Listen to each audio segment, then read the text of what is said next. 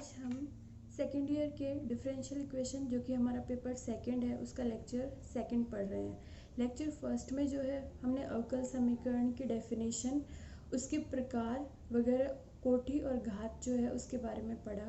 वो लेक्चर अगर आपने अभी तक नहीं देखा है तो उसका लिंक जो है इस वाले वीडियो के डिस्क्रिप्शन में दे दिया जाएगा, आप वहाँ से जाके उस लेक्चर को पढ़ सकते हो। पहले आपको वो वाला लेक्चर पढ़ना है, उसके बाद आपको ये लेक्चर सेकंड पढ़ना है। उस वाले लेक्चर में जो है हमने डिफरेंशियल इक्वेशन क्या होती है, कितने प्रकार की होती है और उसकी कोटि और घात जो है वो होती क्या है और किस प्रकार फाइंड आउट करते हैं, ये सब हमने पढ़ा। आज इस वाले लेक्चर में जो है हम कोटि और घात ज्ञात करने के एग्जाम्पल्स पढ़ेंगे। इसमें पहला एग्जाम्पल हम पढ़ रहे हैं examples of finding order and degree of differential equation. यहाँ पर हम जो है एग्जाम्पल्स की हेल्प से समझने की कोशिश करेंगे कि कोटि और घात किस तरह से निकाली जाती है। तो एग्जाम्पल फर्स्ट में हमें अवकल समीकरण दे रखी है y is equals to X D Y over D X plus A D Y over D X. इसकी कोटि और घात जो है वो हमें ज्ञात करनी है। तो इस वाले समीकरण को सबसे पहले हमें दी हुई समीकरण है y is equal to X D Y over D X plus A upon D Y over D X. तो पहले इस समीकरण को जो है हम सरल कर लेते हैं। सरल करने के लिए जो है हमने इस समीकरण का इधर से एलसीएम ले लिया और ये D Y by D x का जो है हमने क्रॉस मल्टीप्लिकेशन कर दिया। तो ये हमारा पहला टर्म हो जाएगा y into d Y over D x is equals to x. एक d Y over D x पहले से है, ये इससे मल्टीप्लाई होकर हो जाएगा d Y over D x का स्क्वायर प्लस ए। ये हमारी हो गई अवकल समीकरण और ये जो है यहाँ पर सभी जो हमारे अवकलज है उनकी घातें पूर्णांक है। तो अब हम जो है वो ऑर्डर और डिग्री फाइंड आउट कर सकते हैं। तो कोटि और घात किस तरह से निकालते हैं, पहले हम हमारे अवकल समीकरण में जो उच्चतम अवकलज है उसको देखते हैं। तो यहाँ पर हमारे समीकरण में दो डेरिवेटिव अवकलज दे रखे हैं, दोनों का ऑर्डर सेम है, D Y over D X D Y over D X. तो कोटि क्या होती है, ऑर्डर क्या होता है, आपके समीकरण में जो उच्चतम अवकलज है वो कितनी बार डिफरेंशिएट हुआ है, उसका कितनी बार अवकलन हुआ है, उसको हम जो है अवकल समीकरण की कोटि कहते हैं। तो यहाँ पर हम देखते हैं ये दोनों हमारे उच्चतम अवकलज है क्योंकि दोनों सेम डिग्री के हैं, सेम ऑर्डर के हैं, दोनों एक एक बार अवकलन हुआ है दोनों का। तो यहाँ पर हमारे जो उच्चतम अवकलज है, जैसे मैंने ये वाला ले लिया डी वाई और डी एक्स, तो ये कितनी बार अवकलन हुआ है, इसका एक बार, इसलिए हमारी समीकरण की जो है वो ऑर्डर कोटि क्या हो जाएगा, एक। दूसरी चीज़ हम देखते हैं घात या फिर डिग्री। घात या डिग्री कैसे देखते हैं, आप अपने समीकरण को पहले सरल कर लो, हमने सरल कर ली। सरल करने का मतलब है आपके जो अवकलज है उन सब की घातें जो है वो पूर्णांक होनी चाहिए। तो यहाँ पे दोनों अवकलज है और इन दोनों की घातें जो है वो पूर्णांक है। तो हमें देखना है ये उच्चतम अवकलज की जो घात है वो आपकी समीकरण की क्या होगी, घात डिग्री होगी। तो यहाँ पे उच्चतम अवकलज हम दोनों सेम ऑर्डर के हैं तो हमने इस वाले को उच्चतम अवकलज ले लिया। तो इसकी घात दो जो है वो हमारी पूरी समीकरण की क्या हो जाएगी, घात डिग्री। तो ये आपका पहला वाला एग्जाम्पल। सेकंड वाले एग्जाम्पल में थोड़ा कॉम्प्लिकेटेड है, इतना इजी नहीं है। सेकंड वाले एग्जाम्पल में हमें दिया हुआ है d2 over D x square और ये किस पर हुआ, ये हमें दो बार अवकलन करना है, जो हमें ब्रैकेट में दे रखा है d2 y over D x square की whole power -3/2 is equals to 0। ये हमारी अवकल समीकरण है। इस अवकल समीकरण की कोटि और घात हमें निकालनी है। तो पहले हमारी इस अवकल समीकरण को हम सरल कर लेते हैं। तो हमें दी हुई अवकल समीकरण ये है d2 over D x square, ये d2 y over D x square की whole power -3/2 is equals to 0। ये हमारी अवकल समीकरण है, दी हुई है। तो पहले हम इसको सरल कर लेते हैं। सरल करने का मतलब ये है कि ये अवकलन के लिए कह रहा है तो पहले हम इसका दो बार अवकलन कर लेते हैं। तो एक बार इसका जब अवकलन करते हैं d ओवर डी एक्स इस पे लगाते हैं तो हमारा जो है वो हमें ये टर्म्स मिलती है। हमने क्या किया, ये हमारा फंक्शन है, ये हमारा फंक्शन है, इसका हमें अवकलन करना है x के रिस्पेक्ट में।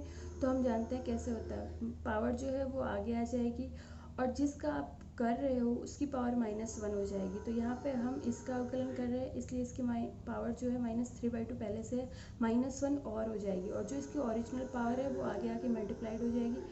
आगे जो है हम जो है इसका जिस फंक्शन का हमने अवकलन किया है उसका खुद का भी हम अवकलन करते हैं। तो यहाँ पे d2y और dx स्क्वायर का अवकलन किया तो ये d3y ओवर dx क्यूब आ जाएगा और ये इक्वल 0।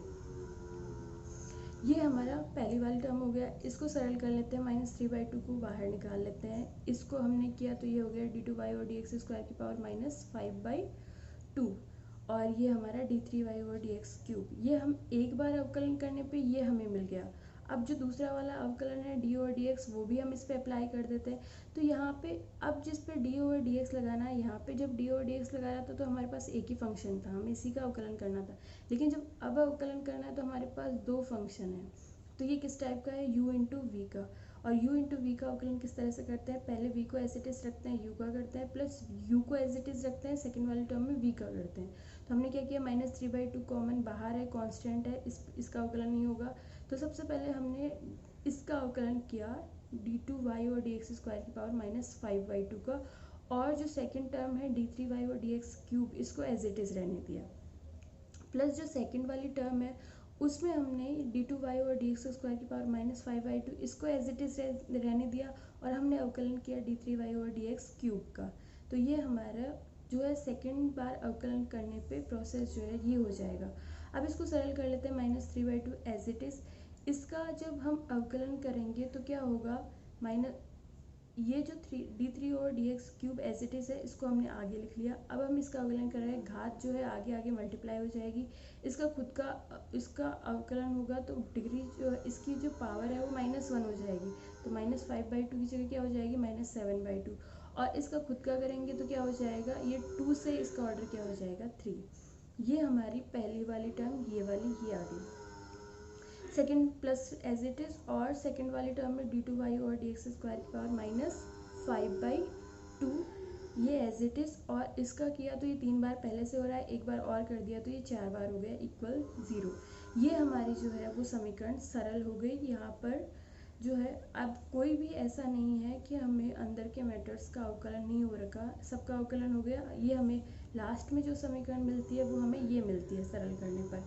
अब हम जो है इसकी कोटि और घात निकालना चाहते हैं, और अपन जानते हैं कोटि और घात में जो है वो अधिकतम अवकलज का रोल बहुत ज़्यादा होता है। तो हम हमारी ये जो समीकरण हमें लास्ट में मिली इसमें हम देख लेते हैं अधिकतम उच्चतम अवकलज कौन सा है। तो ये d3 वाला है, ये 2 वाला है, ये 3 वाला है, ये 2 वाला है और ये 4 वाला है। तो अधिकतम जो अवकलज है वो कौन सा हुआ, d4y और dx की पावर 4। ये हमारा पूरी समीकरण में से उच्चतम अवकलज है। अब ऑर्डर क्या होता है, उच्चतम अवकलज का जो ऑर्डर है वही समीकरण का ऑर्डर होगा। उच्चतम अवकलज ये है हमारा, और इसका जो है वो ऑर्डर 4 है, इसलिए पूरी समीकरण का ऑर्डर कोटि जो है वो क्या हो जाएगी, 4। और हम समीकरण में देखते हैं तो जो उच्चतम अवकलज है उसकी घात क्या है, 1। ये स्क्वायर नहीं हो रहा, क्यूब नहीं हो रहा, इसकी पावर 1 है, इसलिए हमारी पूरी समीकरण की जो घात है वो क्या हो जाएगी, 1। ये आपका सेकेंड वाला एग्जाम्पल। इसके बाद हम थर्ड एग्जाम्पल करते हैं। थर्ड एग्जाम्पल में हमें क्या दिया हुआ है, y = x dy over dx plus k √1 plus dy over dx का स्क्वायर। इसकी हमें कोटि और घात जो है वो ज्ञात करनी है। तो सबसे पहले हमने दी हुई अवकल समीकरण को लिख लिया। इसके बाद हम इसे सरल करते हैं। सरल क्यों करते हैं, क्योंकि हम देखें तो यहाँ पे जो अवकलज है ये इसकी पावर हाफ है, यानी पूर्णांक नहीं है। इसलिए हम जो है पहले इसका परिमेयकरण करेंगे। हम ये करेंगे कि सभी अवकलजों की जो घातें हैं, पावर्स है, वो सभी पूर्णांक हो जाए। उसके बाद हम ऑर्डर और डिग्री देखेंगे। तो इसके लिए समीकरण को सरल करना पड़ेगा। तो हम चाहते हैं इसका स्क्वायर कर दें ताकि ये हाफ जो है अंडर रूट हट जाए।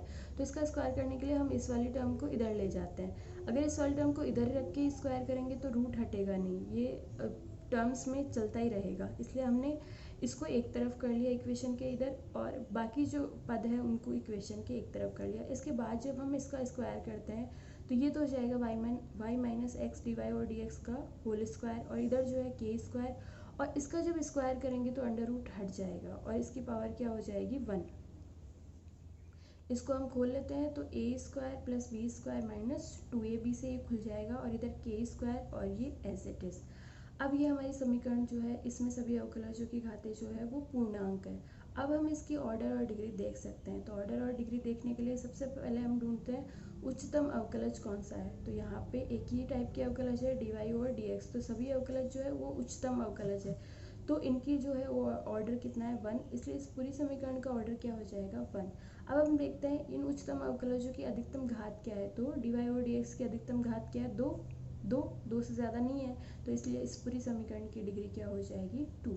इसलिए हमारी इस दी हुई समीकरण का ऑर्डर 1 है और डिग्री क्या है 2। ये आपके ऑर्डर और डिग्री के कुछ एक एग्जाम्पल है। इनकी हेल्प से इनको समझ के आप जो है वो बुक में जो इससे रिलेटेड एग्जाम्पल्स और क्वेश्चंस दिए हुए हैं उनको सॉल्व करने की कोशिश करना। इसके साथ ही जो है अब तक जो हमने आपको पढ़ाया है उस पे जो है हमने कुछ सवाल आपको दिए हैं जो आप घर पे सॉल्व करेंगे और इनको प्रिपेयर करेंगे। तो होम असाइनमेंट में जो आपके सवाल है उसमें पहले मैं आपको लेक्चर जो आपका फर्स्ट सेकंड थर्ड है ये आपको लेक्चर फर्स्ट में इसके आंसर मिल जाएंगे, वहाँ से देख के आपको इसके आंसर तैयार करने हैं। पहला क्वेश्चन है अवकल समीकरण की डेफिनेशन लिखनी है और वो कितने प्रकार की होती है ये लिखनी है। सेकेंड वाले में आपको रेखिक अवकल समीकरण और अरेखिक अवकल समीकरण को डिफाइन करना है, परिभाषित करना है। थर्ड वाले क्वेश्चन में आपको अवकल समीकरण की कोटि और घात यानी ऑर्डर और डिग्री को जो है वो डिफाइन करना है, परिभाषित करना है। जो नीचे के 3 एग्जाम्पल है उनमें आपको जो है वो इन तीनों अवकल समीकरण की कोटि और घात निकालना है और जो आपको एग्जाम्पल समझा रखे हैं आप इनकी हेल्प से जो है वो इनको निकाल सकते हैं, सॉल्व कर सकते हैं। और अगर फिर भी आपसे सॉल्व नहीं होते तो आप कमेंट में पूछ सकते हैं। यहाँ तक का जो है वो आपका तैयार होना चाहिए, ये सब आप पढ़ लेना।